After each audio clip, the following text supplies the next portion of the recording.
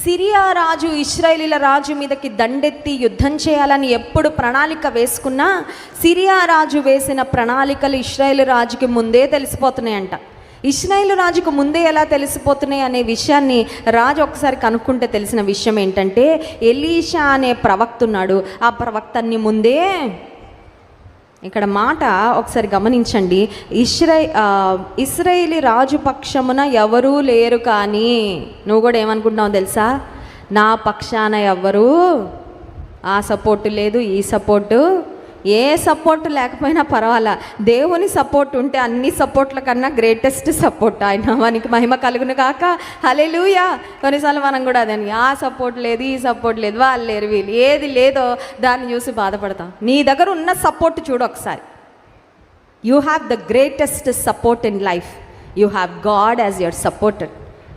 ఈ ప్రపంచంలో వేల కొలది, కోట్ల కొలది ప్రజలకు మించిన సపోర్ట్ నీకుంది, దేవుని సపోర్ట్. ఆయన సపోర్ట్ చూసి నువ్వు ధైర్యంగా ముందుకు వెళ్ళకుండా, వాళ్ళు సపోర్ట్ చేయట్లేదు, వీళ్ళు సపోర్ట్ చేయట్లేదు, వాళ్ళు అర్థం చేసుకోవట్లా, వీళ్ళు అర్థం చేసుకోవట్లా, వాళ్ళు బలపరచట్లా, వీళ్ళు వచ్చి నాకు కన్నీళ్ళు తోడ, ఎందుకు ఏడుస్తున్నావు, ఎందుకు బాధపడుతున్నావు? చాలాసార్లు మన పరిస్థితి అదే కదండి. వాళ్ళు సపోర్ట్ చేయలేదండి, మేము వాళ్ళని సపోర్ట్ చేసాం కానండి, వాళ్ళు మాత్రం మా కష్టంలో మాకు సపోర్ట్. కొన్నిసార్లు ఎన్ని ఆశలు పెట్టుకుంటామో మనుషుల మీద, ఎన్ని ఆశలు పెట్టుకుంటామో అంతగా నిరాశపడతావు. జాగ్రత్త.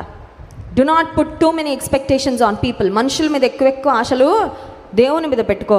దేవుని మీద ఆశ పెట్టుకో. స్తోత్రం కలుగును గాక.